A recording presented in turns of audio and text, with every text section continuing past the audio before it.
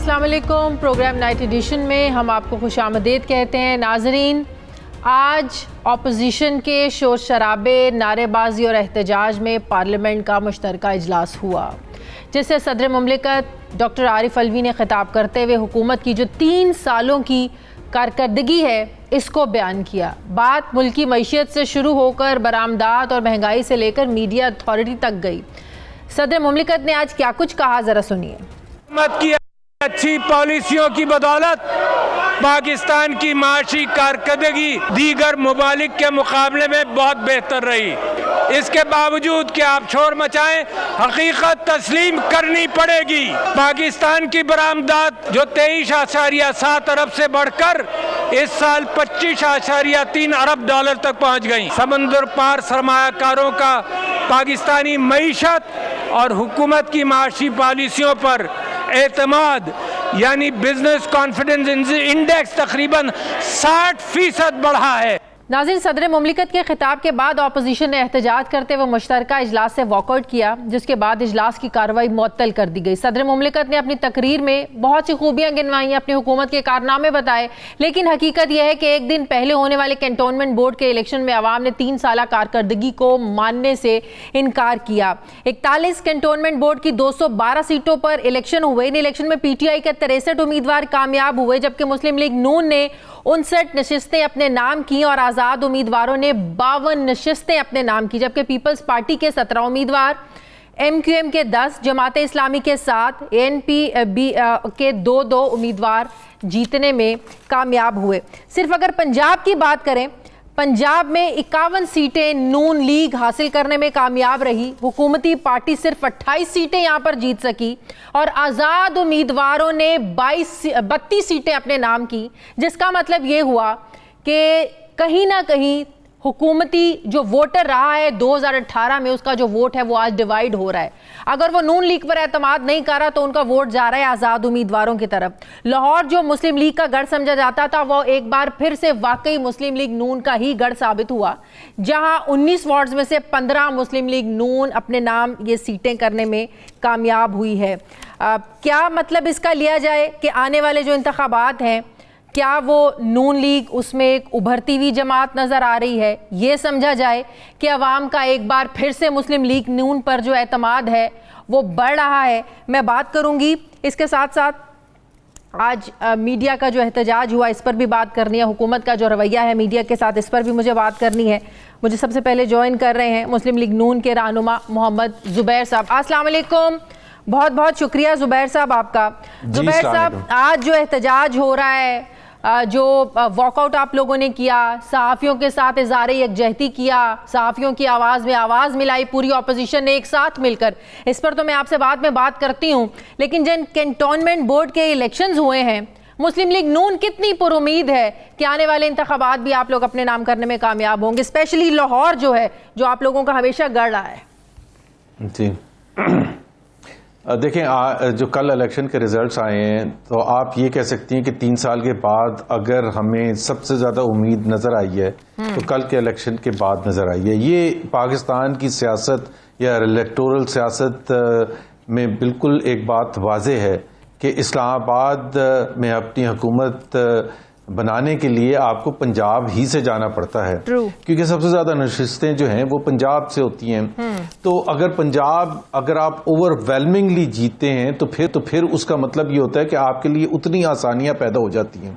सो लाहौर जो ख़ास तौर पर आपने जिक्र किया था, पिंडी छावनी में जाके अगर हम बुरे तरीके से PTI को हरा सकते हैं, ये पिंडी छावनी के हवाले से, और ये छावनियाँ हैं सारी जो हम पंजाब की बात कर रहे हैं, जिसमें जाहिर है हमारे ऊपर कोई ऐसा मेरा ख्याल है तासुर देने की कोशिश की गई थी कि छावनी के लोग जो हैं वो हमारे से बड़े नाराज़ होंगे और वो जब वक्त आएगा तो हमारे खिलाफ वोट डालेंगे। तो एक तो वो सब खत्म हो गया। दूसरी बात, इसका बैकग्राउंड आप अगर देखें कि पंजाब के जो हमारे मेन स्ट्रीम लीडर्स थे 3 साल में, तो उनको पॉलिटिक्स करने का तो मौका ही नहीं मिला था। चाहे वो मियाँ नवाज शरीफ हैं, शहबाज शरीफ हैं, हमजा, मरियम, राना सनाउल्लाह, साद रफीक और दूसरे लोग जेलों में रहे हैं।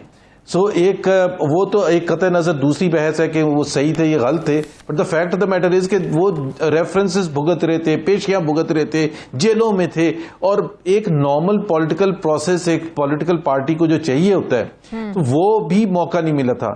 दूसरी चीज जो अहम है कि कभी भी रूलिंग पार्टी नहीं हारती है और इतने बुरे तरीके से नहीं हारती है। तो उस्मान बुज़दार पर जो उंगलियां उठती रही हैं पिछले 3 साल से, जब से इमरान खान ने उनको सबसे बड़े सूबे के लिए बनाया था चीफ मिनिस्टर, मेरा ख्याल है 3 साल के बाद एक चीज बिल्कुल प्रूव हो गई है जो बार बार कह रहे थे कि जो रीशफलिंग आप ब्यूरोक्रेसी में करते हैं अपनी कमजोरियां छुपाने के लिए, 7 आईजी आपने बदल दिए, 5 चीफ सेक्रेटरीज बदल दिए, वो जहां कमजोरी नजर आती थी तो उसका इल्जाम लगा दिया जाता था कि आईजी सही नहीं है या चीफ सेक्रेटरी सही नहीं है या होम सेक्रेटरी सही नहीं है। तो मेरा ख्याल है अब वक्त आ गया इमरान खान के लिए सोचने का कि अगर सिलसिला ऐसे ही चलता रहा तो ये अगले 2 साल में तो और ज्यादा तबाही हो सकती है। गुजरांवाला में क्या हुआ?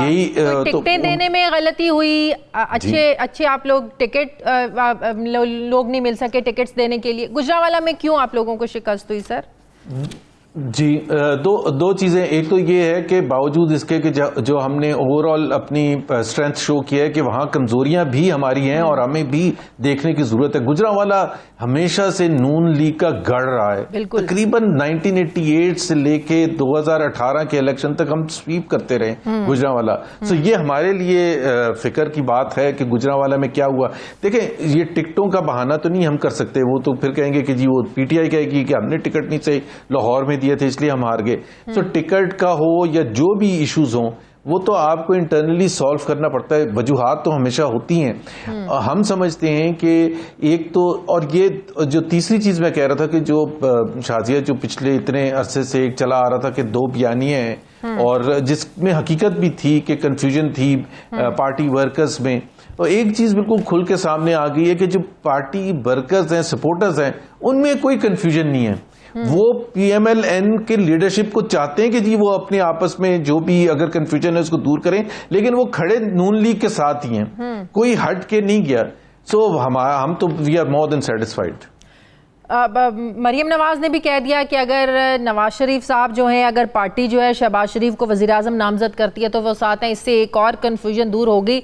लेकिन कहीं ना कहीं अभी भी कहा जाता है कि मरियम नवाज का धड़ा अलग है और शहबाज शरीफ साहब का धड़ा अलग है। क्या कभी ये पीडीएम के प्लेटफॉर्म पर इकट्ठे नजर आएंगे? पीडीएम के प्लेटफॉर्म पर तो नजर आ भी सकते हैं, लेकिन वो धड़े वाली बात जो है उसमें देखें, एक बात तो होती है जब इतनी बड़ी पॉलिटिकल पार्टी होती है। पहले हमारी पॉलिटिकल पार्टीज पर एक इल्ज़ाम लगता था कि एक लीडर होता है और सब उसके पीछे खड़े हुए होते हैं। अब यहाँ अगर इतनी बड़ी पॉलिटिकल पार्टी, और जिस तरह से मैं पहले कह रहा था कि जिन मुश्किलात से वो 2-4 थी, कभी जेल में बंद हैं, कभी रेफरेंसेस भुगत रहे हैं, पेशियां भुगत रहे हैं, तो फिर उस मुश्किल वक्त में बहुत से लोगों ने जाहिर सी बात है शहबाज शरीफ बहुत अरसे तक अंदर बंद थे, तो उस दौरान मरियम लीड कर रही थी और लोग मरियम के साथ ज्यादा नजर आते थे। अब ऐसा भी होता है कि कुछ लोग हैं जो मरियम से बहुत क्लोज हैं, वैसे ही क्लोज हैं, और ये कोई अननेचुरल बात नहीं है, या कुछ लोग हैं जो शहबाज शरीफ साहब से बहुत क्लोज हैं। धड़ेबंदी नहीं है। मेरे लिए अगर आप पूछेंगे तो बहुत से लोग कहेंगे कि मैं मरियम के बहुत करीब हूं, लेकिन उसका मतलब ये तो नहीं है कि मैं शहबाज शरीफ ही की बेसिस पर हम इलेक्शन जीते हैं। कल भी जो इलेक्शन है लाहौर में या पिंडी में या दूसरे शहरों में हम जो जीते हैं, उसमें जो शहबाज शरीफ साहब की परफॉर्मेंस है वो सबसे ज्यादा हम गिनवाते हैं ना, कि ये बनाया, ये बनाया, ये बनाया, जिस कमिटमेंट के साथ, जिस कैपेसिटी से, कॉम्पिटेंस से, डेडिकेशन से आज आरिफ अलवी साहब ने सदर पाकिस्तान ने 3 साल कारकर्दगी खूब बयान की। क्या बरामदात हमारी बढ़ी, क्या हमारा इंडेक्स जो है ना वो उसने जो है ना वो पिछले 10 सालों का रिकॉर्ड जो है ना वो तोड़ दिया। ये सब फेक है। एक पॉइंट, ये सब फेक है, जो फेक न्यूज हम पर ये लोग डालना चाहते हैं, जिसकी आड़ में ये इतने सख्त काले कवानीन लेकर आ रहे हैं। अगर तो वाकई ये कारकर्दगी है तो फिर अवाम ने अदम एतमाद का इजहार क्यों किया? मैं एक आपको एग्जाम्पल दे देता हूँ। आज ही आरिफ अलवी साहब ने अल्फाज उनके एग्जैक्ट थे कि स्टॉक एक्सचेंज रिकॉर्ड लेवल पर है। हाँ। ये उन्होंने कहा हिस्टोरिक रिकॉर्ड पर है। बिल्कुल झूठ बोला है, फेक है। और वो नंबर मैं आपको बता देता हूँ, 47,000 इंडेक्स है आज। ठीक है, अराउंड 47,100 का भी 47,000 से थोड़ा सा कम होता है, लेकिन 47,000 के इर्द गिर्द रहा है, और पहले तो नीचे गिरा था, बट एट इट्स पीक 47,000। अब मई 2017 में 53,000 था, तो हिस्टोरिक हाई है। ये फेक न्यूज है या नहीं है? दूसरा, वो ये कह रहे हैं कि foreign direct investment is at its lowest $1.8 billion सिर्फ फॉरेन डायरेक्ट इन्वेस्टमेंट है। और जो कॉन्फिडेंस की इंप्रूवमेंट वो मेजर कर रहे थे, वो अपनी ही हुकूमत के जो खराब परफॉर्मेंस थी लास्ट ईयर। और दूसरी बात ये है कि मुझे नहीं पता सदर साहब को ये किसने आदादो शुमार दिए हैं। फिर फेक तसलियां देने पर भी कवानीन बनने चाहिए जुबैर साहब। ये फेक तसलियां हैं। नहीं, मैं तो बिल्कुल, मैं तो फेक तसल्लियां देने पर भी बनना चाहिए, बट देखें, इसका हल ये नहीं है कि आप खबर ना दें, क्योंकि आपको पता है, आप मीडिया से आपका ताल्लुक है इतने अरसे से, ये तो बिल्कुल ही इम्पॉसिबल हो जाएगा कुछ रिपोर्टिंग करना। बात यह है कि आपके कानून इतने अच्छे होने चाहिए कि अगर कोई फेक न्यूज देता है और किसी को एतराज है, तो वो जल्द अज जल्द उसका मदाफा होना चाहिए। बिल्कुल। यूके में क्या होता है, बीबीसी ने अगर कोई गलत न्यूज दी तो मैं जाके या आप जाके चैलेंज करते हैं, तो उसको हमें वो करेक्ट होता है, और चाहे वो उसमें हम फाइनेंशियल अपना चैलेंज करें कि जी हमें इतने नुकसान हुआ है, वो मिलता है, और वो न्यूज रिट्रैक्ट करते हैं। मसला सबसे ज्यादा पाकिस्तान में ये है कि वो केस चलता रहता है। जिस तरह इमरान खान साहब ने 35 पंक्चर का कह दिया नजम सेठी को, वो 2, 3, 4 साल तक लगे हुए रहे, लेकिन आज तक कभी इमरान खान साहब पर कोई कुछ हुआ, जुर्माना हुआ, बड़े आराम से कन्वीनियंटली उन्होंने 4 साल के बाद कह दिया कि हम महंगाई की खबर ना दें, हम ये ना बताएं डॉलर क्यों बढ़ रहा है, हम ये ना बताएं कि गंदुम आप अपना किसान छोड़ के बाहर सपोर्ट प्राइस ज्यादा दे रहे हैं, आप गंदुम बाहर से मंगा रहे हैं, आप ये ना बताएं कि एलएनजी जब सस्ते थी तब आपने ली नहीं, जब एलएनजी महंगी होगी तब आप लोगों ने ले ली।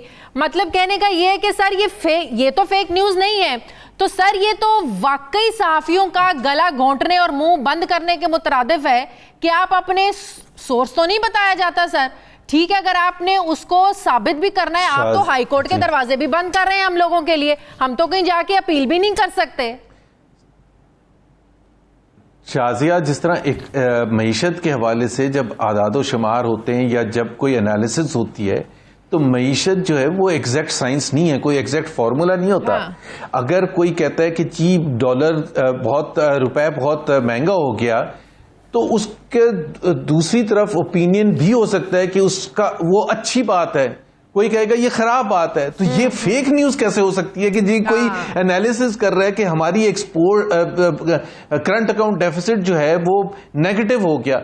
गवर्नर स्टेट बैंक ने अभी ये कहा कि करंट अकाउंट डेफिसिट जो बढ़ रहा है वो अच्छी बात है मईशत के लिए, इसका मतलब ये है कि इकोनॉमिक एक्टिविटी बढ़ रही है।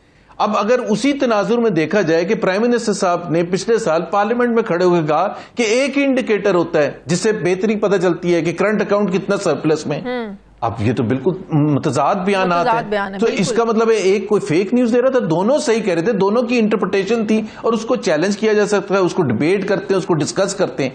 अथॉरिटेरियन जब रूलर्स होते हैं ना, एक चीज जो इमरान खान साहब ने कहा है, जो बार बार क्लिप चलाया जाता है कि जो रूलर आके गला दबाएगा मीडिया का, उसका मतलब है वो करप्ट है। तो एक चीज तो तय है कि इमरान खान और उनकी हुकूमत करप्ट है, ये तो तय है इमरान खान के बकौल कि गला दबाने के लिए आप जो बैठ गए हैं 3 साल के स्कैम्स को, जो आपने जिस तरह का एलएनजी का स्कैम हुआ, और उस पर वजीर खजाना जो हमारे भारी भरकम शौकत तरीन साहब हैं, आप अगर उनका जवाब पिछले हफ्ते देखते टीवी प्रोग्राम में, उन्होंने कहा, उन्होंने एक्सेप्ट किया कि जी हमारे गलत फैसलों की वजह से पाकिस्तान को hundreds of billions of rupees का नुकसान हुआ है, हमने महंगी एलएनजी खरीदी बजाय कि सस्ती।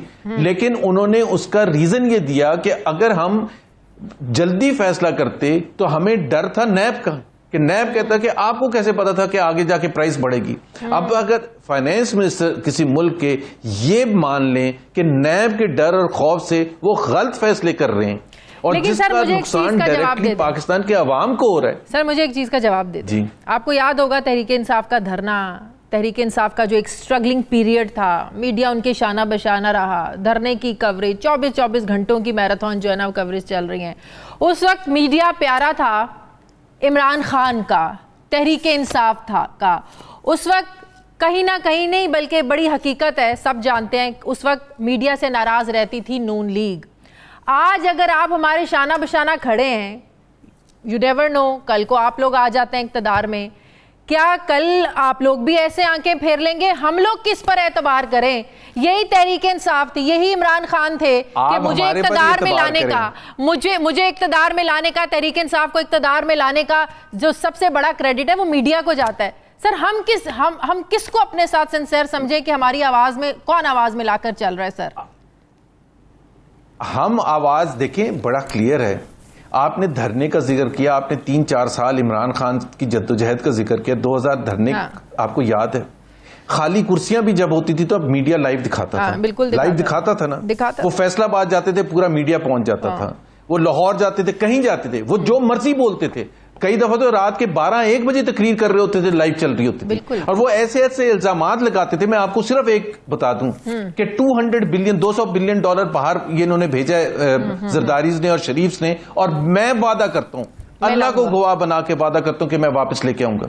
अगर वो 3 साल से बात ही नहीं करते तो वो आप दिखाते थे पाकिस्तानी अवाम के अगर कान पक गए हैं, ये $200 बिलियन सुन के 2.5 करोड़ बच्चा स्कूल नहीं जा सकता, उसके कान पक्के हैं, वो आपने ही दिखाए हैं। लेकिन खान साहब अब चुप हैं, खान साहब कोई नहीं बात करते। अगर गवर्नर हाउस की दीवारें गिरनी थी या अगर वो प्राइम मिनिस्टर हाउस में यूनिवर्सिटी बननी थी, वो खान साहब ने ही कहा था, और इतनी दफा वो चला था, इतनी दफा चला था कि हम सबको याद हो गई वो सारी चीजें। तो लेकिन ये हकीकत है, मीडिया को हमेशा ऑपोजिशन ही गले लगाती है। वही ऑपोजिशन जब हुकूमत में आ जाती है तो तू कौन मैं कौन। कहां थी?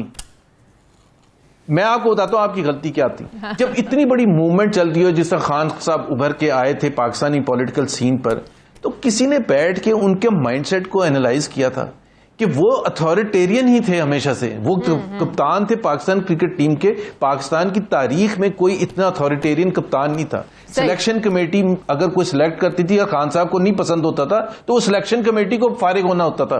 तो उनकी तो हिस्ट्री थी, मौजूद थी, लेकिन आप लोग पता नहीं क्या रीड कर रहे थे।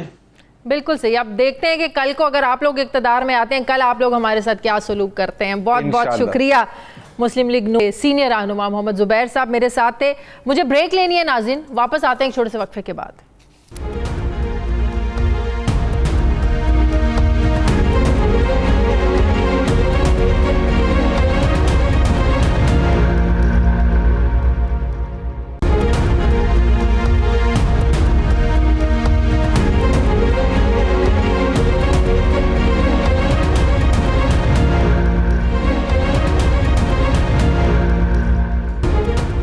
ब्रेक के बाद एक बार फिर से आपको खुशामदीद कहते हैं। पाकिस्तान तहरीक इंसाफ के रहनुमा वज़ीर-ए-आज़म के मावन खुसूसी अली नवाज़ अवान साहब मुझे ज्वाइन कर रहे हैं। अस्सलाम वालेकुम, बहुत बहुत शुक्रिया अली नवाज़ अवान साहब आपका। अली नवाज़ अवान साहब, मीडिया, फेक न्यूज़, ये बिल, इस पर मैं आपसे बात करती हूँ, लेकिन कंटोनमेंट बोर्ड्स के जो रिज़ल्ट आए हैं, स्पेशली मैं लाहौर पे बात करना चाहूँगी। आप लोगों को भी पता है पिछले 3 सालों से बुज़दार साहब पर बड़ी तनकीद हो रही है कि बड़ी गलत चॉइस है, ये कुछ कर नहीं सके पंजाब के आवाम के लिए। अब लाहौर के रिज़ल्ट को उठाकर देख लें आप।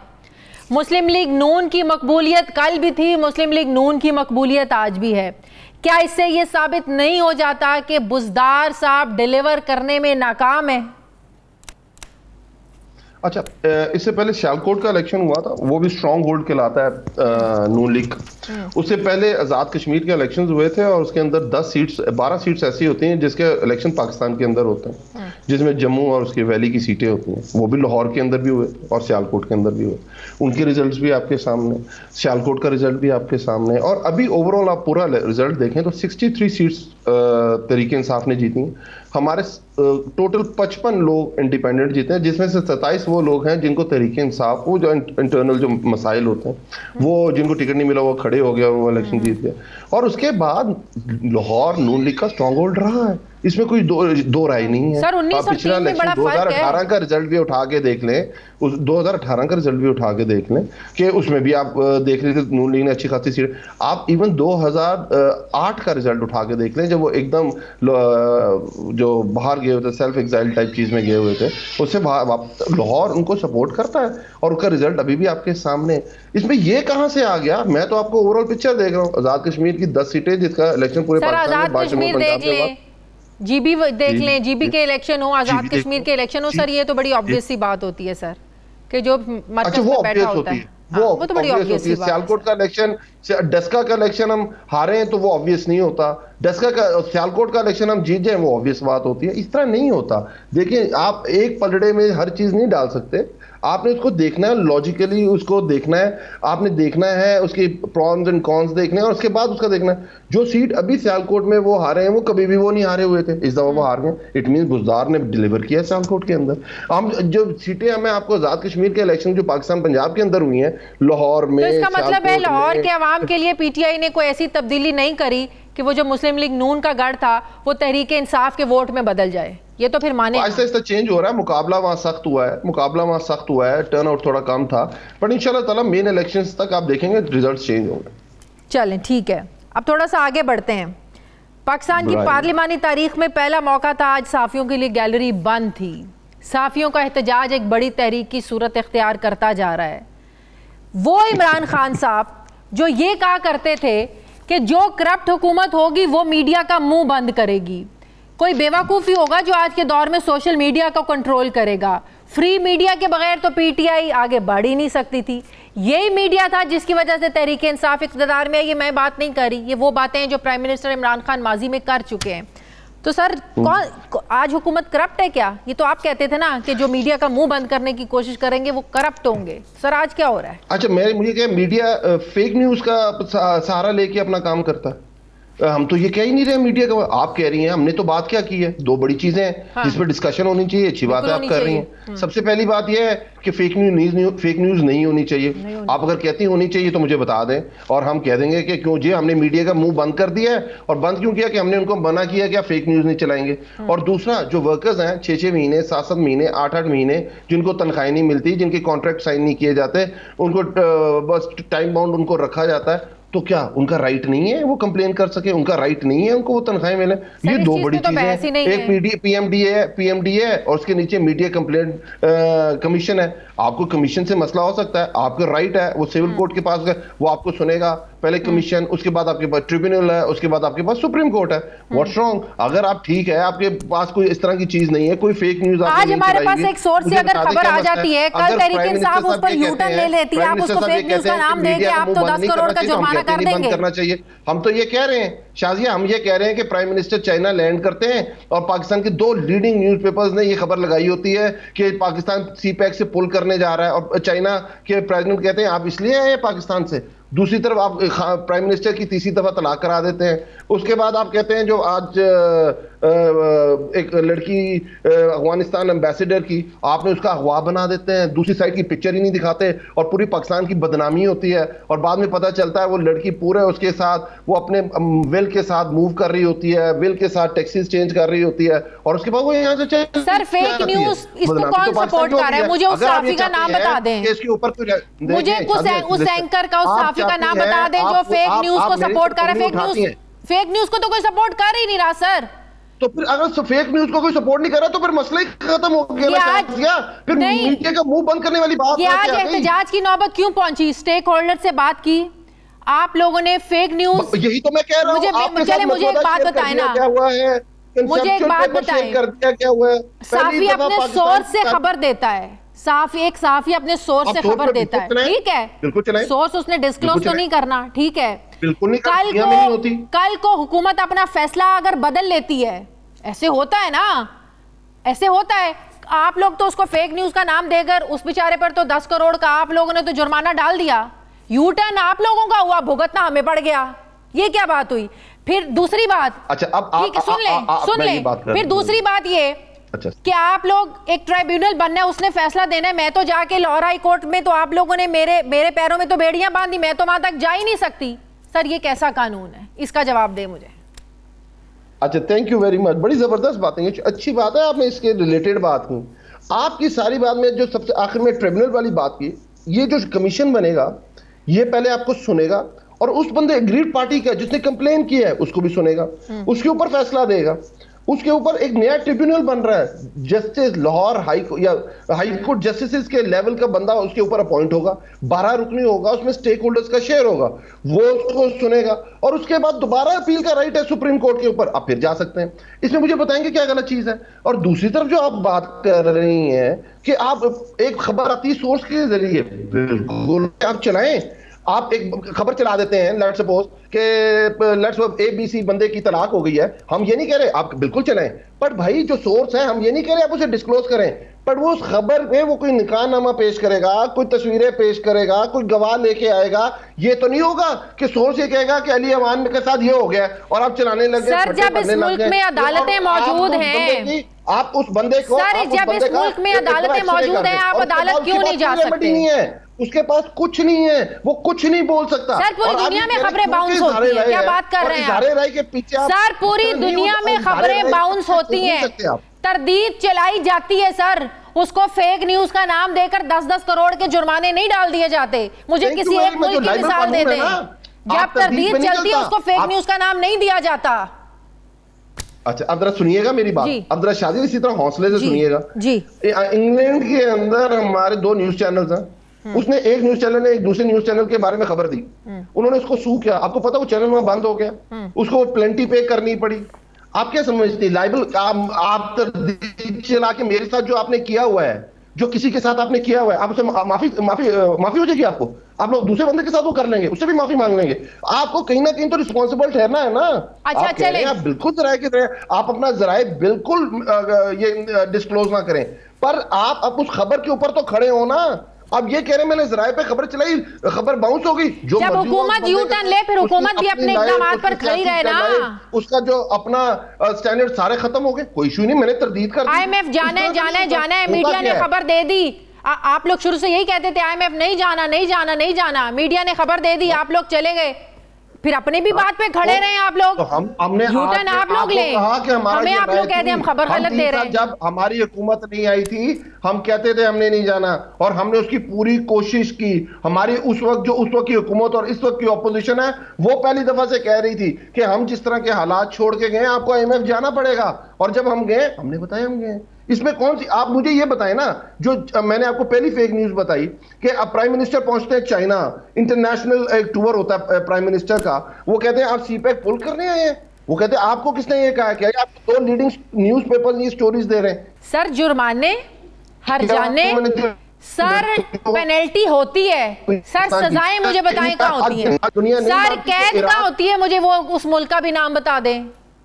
जुर्माने होते हैं। अगर आपने बिल नहीं पढ़ा शाजिया, अगर आप बिल दोबारा पढ़ लेना जो मसवदा आपके साथ शेयर हुआ है, उसके अंदर कोई कैद नहीं है, उसके अंदर सिर्फ आपके ऊपर फाइनेंशियल पेनल्टीज हैं, आपके ऊपर कैदो बंद की कोई इस तरह की चीज नहीं है। हाँ आपको कहा कि उसकी जो ऊपर वाली लिमिट है 10 करोड़ है इंडिविजुअल पे, और उसकी जो ऑर्गेनाइजेशन की ऊपर वाली लिमिट है 25 करोड़ है। यही तो मसला है, हम पढ़े बगैर आ जाते हैं, पूरी तरह पढ़ते नहीं है। और सर आप मेरी बात सुने, मेरी बात सुने सर, आपके अपने वजीरों को तो पता नहीं है, सर आपके अपने वज़रा को तो पता नहीं है मुसविदा क्या है, मुसविदे के शिक क्या हैं। फवाद चौधरी साहब कहते हैं कानून अभी तक तो बना ही नहीं। आप मुझे बताएं ना, उसी सफ में खड़ी होगी।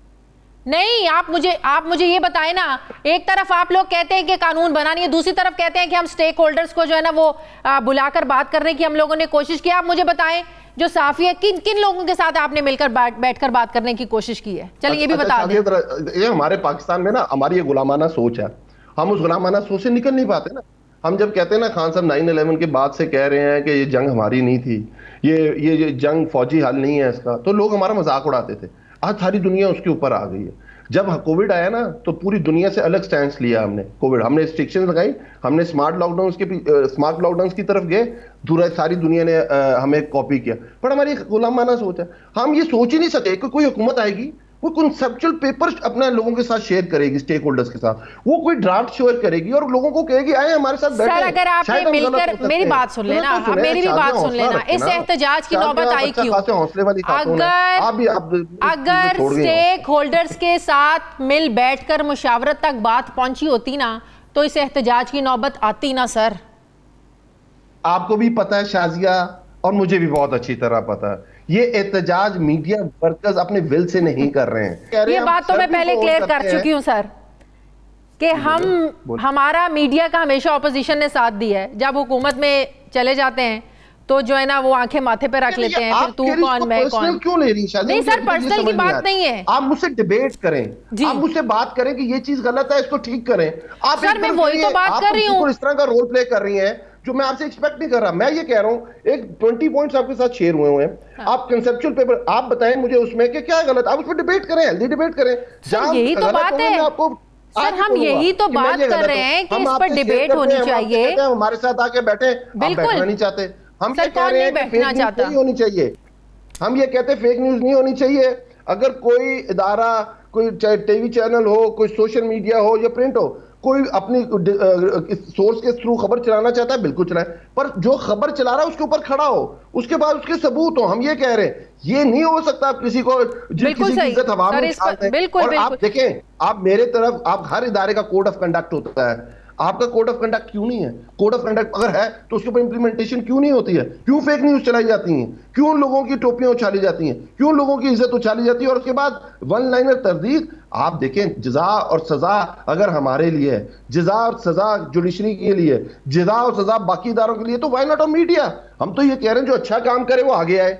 हम तो ये कह रहे हैं जो प्रॉपर सहाफी है, जो प्रॉपर जर्नलिज्म करता है, वो तो बिल्कुल आगे आ जाएगा। हाँ, वो ना लोग जो स्टोरी टेलर बन के और मीडिया में ये काम कर रहे हैं वो पीछे रह जाएंगे। ये आप सोशल मीडिया की बात कर रहे हैं सर, ये आप सोशल मीडिया की बात कर रहे हैं। कर रहा हूँ, हर तरह की बात कर रहा हूँ, हर एक के अंदर आ रहे हैं। ये नहीं है कि सिर्फ social media. What do you think? 3 साल पहले फवाद चौधरी ने कहा था सोशल मीडिया रेगुलेशंस लाना चाहते हैं, सारों ने कहा इज़हारे राय पे पाबंदी है। आज सारे लोग फवाद चौधरी के साथ खड़े हैं इस चीज के ऊपर कि सोशल मीडिया रेगुलेशंस होनी चाहिए। कोई सर सोशल मीडिया, यूट्यूब इसको रेगुलेट करना चाहिए, लेकिन सर जो इलेक्ट्रॉनिक और प्रिंट मीडिया के साथ हो रहा है सर, इस पर मिल बैठकर बात होनी चाहिए, स्टेक होल्डर्स को साथ बिठाना चाहिए।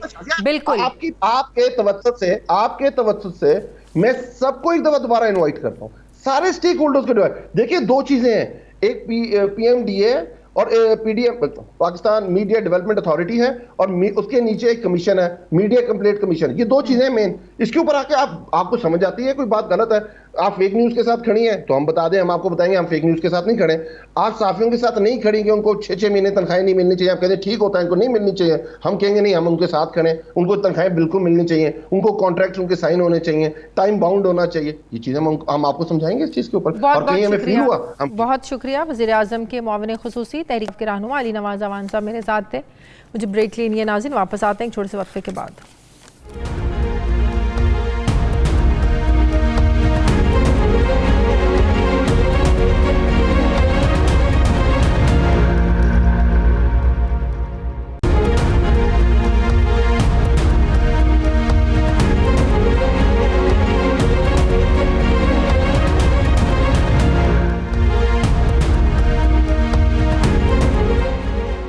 ब्रेक के बाद एक बार फिर से आपको खुशामदीद कहते हैं नाज़रीन। हुकूमत पाकिस्तान मीडिया डेवलपमेंट अथॉरिटी के नाम से जो बिल लाने की कोशिश कर रही है, इस पर ना सिर्फ खुद सहाफ़ी पार्लियामेंट हाउस इस्लामाबाद के बाहर धरना दिए बैठे हैं, बल्कि अपोजिशन की सभी जमातें भी मुल्क में रियासत के चौथे सुतून के साथ मिलकर आवाज़ उठा रही हैं।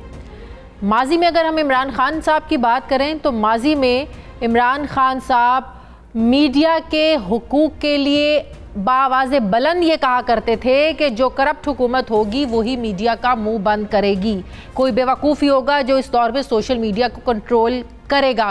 क्या ख्यालात होते थे माजी में वज़ीर आज़म इमरान खान के जब वो अपोजिशन का हिस्सा हुआ करते थे? इसी पे बात करनी है मुझे। सीनियर सहाफ़ी तज्ज़ियाकार सलीम साफ़ी साहब ज्वाइन कर रहे हैं। अस्सलाम वालेकुम, बहुत बहुत शुक्रिया साफ़ी साहब। साफ़ी साहब, हुकूमत तो इतनी अनजान बनी हुई है, हुकूमत तो ये समझने से ही कासिर है कि हम लोग आप लोग आवाज़ें उठा क्यों रहे हैं। वो कहते हैं आप लोगों को तो पता ही नहीं हम लोग करने क्या जा रहे हैं, हम लोग तो चाह रहे हैं कि फ़ेक न्यूज़ नहीं होनी चाहिए, हम लोग तो हम चाह रहे हैं कि जो मालिकान जो है वो अपने मुलाजमीन को तनख्वाहें नहीं देते हैं, हम तो चाहते हैं उनको हुकूक मिले। आपको लग क्या रहा है हुकूमत इसको इग्नोर कर रही है, हुकूमत बात नहीं करना चाह रही है, हुकूमत करवाना क्या चाह रही है इस बिल के जरिए? पहली बात तो ये है कि जो इमरान खान साहब ने उस वक्त वो बात की थी कि करप्ट हुकूमत मीडिया की आज़ादी से डरती है, तो वो बात अपनी जगह पे अटल हकीकत है। और ये तो जब इस हुकूमत के किस्से सामने आएंगे तो लोगों को पता चलेगा, क्योंकि ये वो हुकूमत है जिसको न नैब का खौफ है, जिसको न एजेंसियों का खौफ है, जिसको न अदालत का खौफ है। एक मीडिया में थोड़ी बहुत आवाज़ें उठ जाती हैं, इसलिए उसको दबाना चाहती है, वरना तो करप्शन जितनी इस हुकूमत में है वो जब वक्त आएगा और चीजें सामने आएंगी तो माजी की हुकूमतों को लोग भूल जाएंगे। और अब जब वो मीडिया के पीछे पड़ गए हैं तो अपने उसूल जो उन्होंने बताए थे खान साहब ने, तो उसके मुताबिक ये खुद साबित कर रहे हैं कि हुकूमत करप्ट है, इसलिए वो मीडिया की आज़ादी से डर रही है। दूसरा जो आपने बात की, देखें, एक तो हम शुरू दिन से इस हुकूमत की ये कोशिशें देख रहे हैं कि वो मीडिया का गला दबाने की कोशिश कर रही है। दूसरी बात ये कि पहला जो ड्रॉप सामने आया था आज से कई महीने पहले, मैंने उस पे फवाद चौधरी साहब के साथ प्रोग्राम किया और वो ड्रॉप उनको विरसे में मिला था, वो शिबली फराज साहब के दौर में तैयार किया गया था। तो उस इंटरव्यू वो आज भी यूट्यूब पे पड़ा है, उसमें फवाद चौधरी साहब ये नहीं कहते कि ये तुम्हारे पास जो ड्रॉप है या जो डॉक्यूमेंट है ये बेबुनियाद है। उसमें कई शकों को उन्होंने डिफेंड किया और एक शक के बारे में ये कहा जो कैद की सजा थी कि ये शक अब हमने निकाल दी है। और साथ उसमें मुझे वो ये भी कहते हैं कि पता नहीं ये डॉक्यूमेंट आपको कैसे मिल गया। तो पहली बात ये कि उस डॉक्यूमेंट को उन्होंने ऑन किया था उस वक्त, उस प्रोग्राम, वो आज कोई भी जाके यूट्यूब पे उसका रिकॉर्ड में देख सकता है।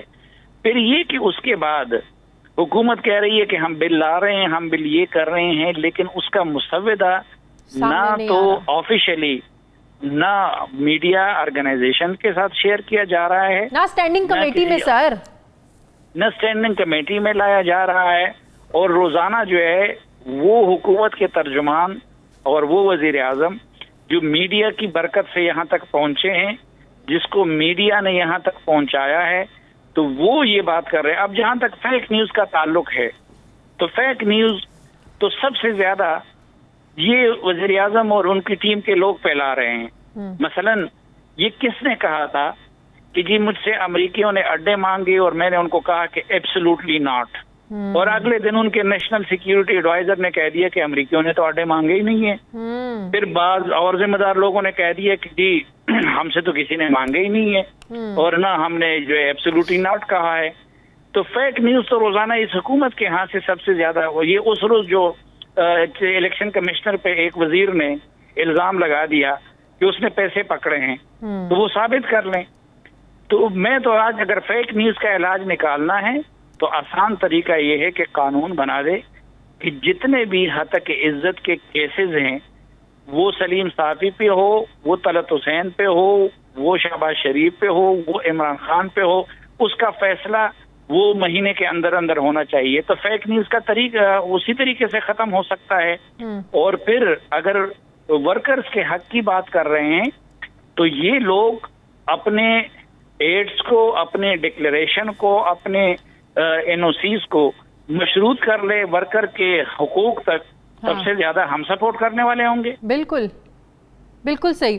तो सर आपको क्या लग रहा है कि हुकूमत अब इसको जबरदस्ती मुसल्लत करने की कोशिश करेगी? पहले कहा जा रहा था ऑर्डिनेंस के जरिए इसको मुसल्लत करने की कोशिश की जाएगी, अब सहाफियों का एहतजाज बढ़ता जा रहा है। स्टेक होल्डर से बात करने की बात तो वो हर प्रोग्राम में करते हैं सर आके, अगर स्टेक होल्डर से मुशावरत की जा रही होती तो ये नौबत एहतजाज तक पहुंचती साफी साहब?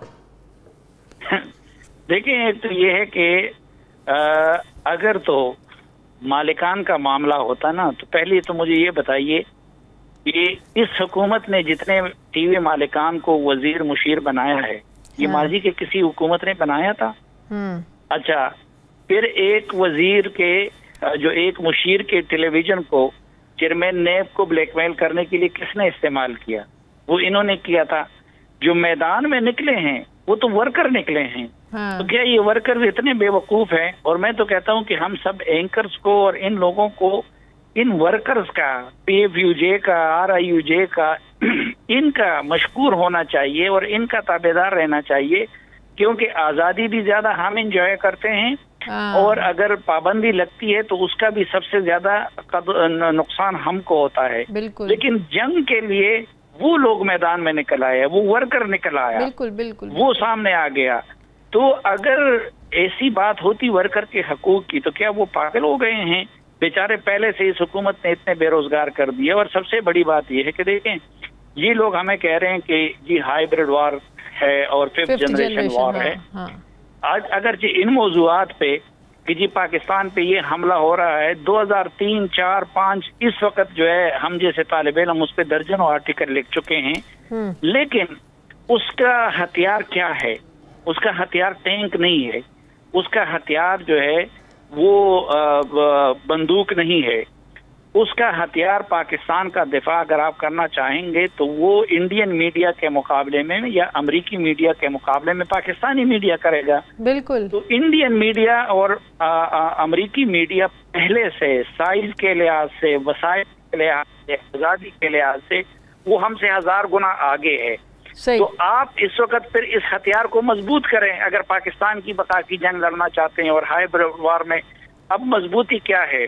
मीडिया के लिए आजादी सांस की हैसियत रखती है और उसके लिए फाइनेंशियल सपोर्ट जो है वो उसके लिए ग़िज़ा की हैसियत रखती है। बिल्कुल ऐसी। तो आपने तो इस जंग के इस पाकिस्तानी हथियार से ये दोनों चीजें आप छीन रहे हैं। बिल्कुल सही। तो ये तो हाइब्रिड वार के मामले में आप पाकिस्तान को कमजोर कर रहे हैं और पाकिस्तान के साथ दुश्मनी का इर्तिकाब कर रहे हैं और नाम ले रहे हैं पाकिस्तान का और हाइब्रिड वार का। बिल्कुल सही, बिल्कुल सही। बहुत बहुत शुक्रिया। सीनियर सहाफ़ी तज्ज़िया सलीम साफ़ी साहब मेरे साथ हैं। नाज़रीन, मुझे प्रोग्राम में एक ब्रेक लेनी है, वापस आते हैं छोटे से वक्फे के बाद।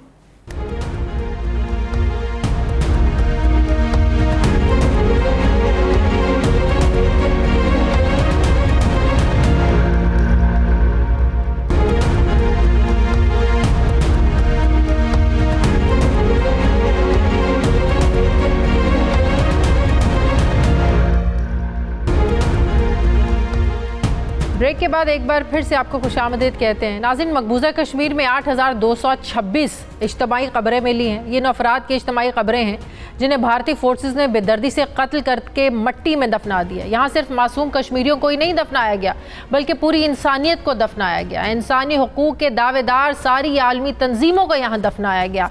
सारी दुनिया की मुजरिमाना चुप को दफना दिया गया। बैनुल-अक़वामी क़वानीन को दफना दिया गया। सफारती इक़्तिदार को दफनाया गया और आलमी मीडिया ने तमाम इखलाकियात को भी दफना दिया। भारतीय अफवाज ने 239 टॉर्चर सेल बना रखे हैं। 131 अफराद को तशद्दुद करते हुए करंट लगाया गया। भारत ने मकबूजा कश्मीर में केमिकल हथियार भी इस्तेमाल किए। 3800 खवातीन की इज्जतों को पामाल किया।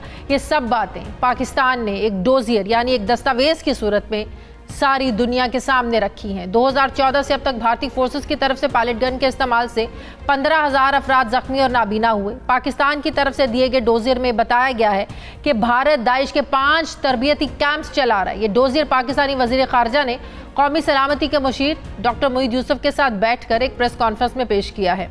उन्होंने दस्तावेजात में कश्मीरी लीडर सैयद अली गिलानी के जनाजे के साथ होने वाली हालिया ज्यादती का भी जिक्र किया है। आलमी बिरादरी अभी तक मसला कश्मीर पर ऐसे चुप है जैसे मोदी हुकूमत ने कुछ किया ही नहीं है।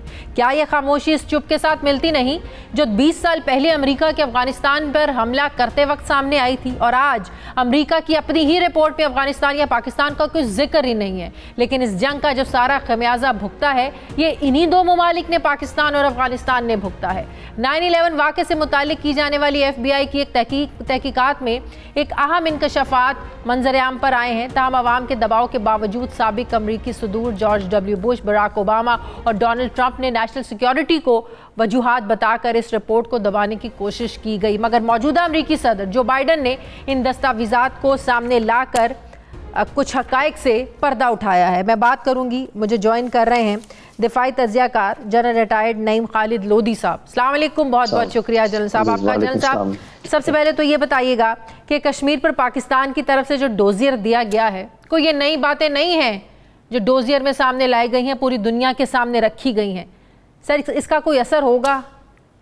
जी, पहली बात तो ये है कि ये डोजियर ज़रा मुख्तलिफ है पहले वाले डोजियर से। और जब पहले डोजियर पर मैंने यही तबसरा किया था कि इसमें वाक़यात का इंदराज तो है, लेकिन प्रोसिक्यूटेबल एविडेंस नहीं है जिसको आप किसी कोर्ट में ले जाकर साबित कर सकें। इस डोजियर में ये चीज़ें मौजूद हैं, क्योंकि इसके अंदर ऑडियो क्लिप्स भी हैं, वीडियो क्लिप्स भी हैं, इंटरव्यूज़ हैं, और फिर ये कि रेफरेंस जो है वो सिर्फ पाकिस्तान की तरफ से नहीं है बल्कि इंटरनेशनल मीडिया के रेफरेंसेस हैं। तो मेरा ख्याल है ये ज़्यादा इफेक्टिव होगा।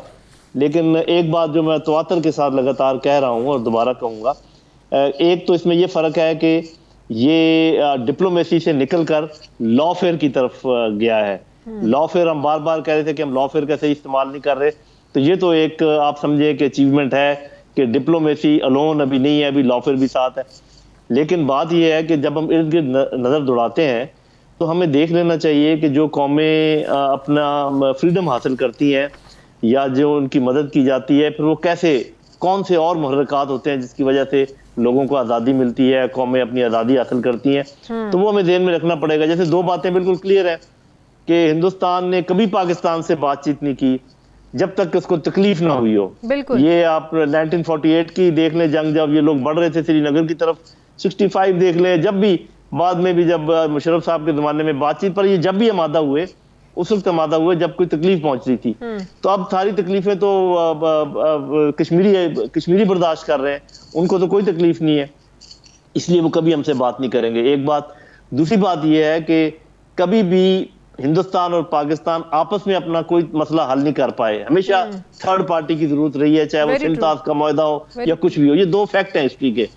तो जब तक ये ठीक है, ये काम करने का है कि आप जो है ना डिप्लोमेसी में काम करें, आप लॉफेयर में काम करें, लेकिन आपको इंटरनेशनल रिलेशंस के लिहाज से पॉलिटिक्स में भी काम करना पड़ेगा, मिलिट्री शोबे में भी काम करना पड़ेगा, एक हमागीर किस्म का प्लान बनाना पड़ेगा, तब जाके कोई आपकी तरफ तवज्जो देगा।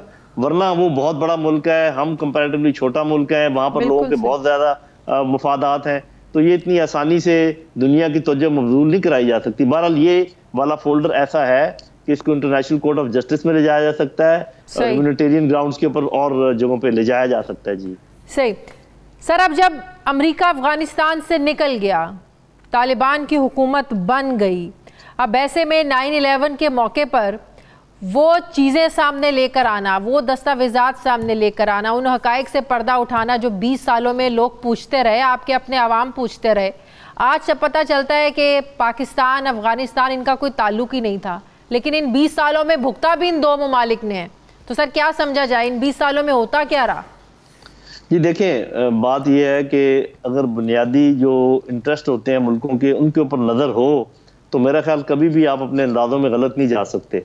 ये कहने की बातें, वो कहते हैं ना कि ईमान इंसान का वो है जो वो करता है, वो नहीं जो वो कहता है। तो ये अपने अमेरिका कुछ भी कहता रहे, फॉर एग्जांपल उन्होंने कहा जी हम अलकायदा को खत्म करने आए हैं अफगानिस्तान में, तो अलकायदा तो 2 साल में खत्म हो गई थी, फिर 18 साल इधर क्या करते रहे। चले उसामा बिन लादेन को मारना था, वो 10 साल पहले मारा गया।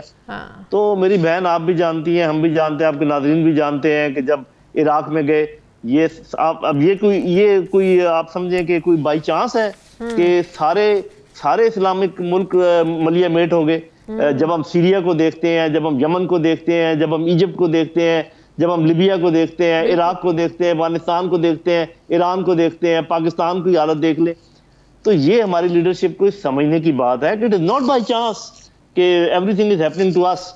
ये इसके पीछे कोई प्रॉपर प्लान है, बहाने वो जो मर्जी बनाए।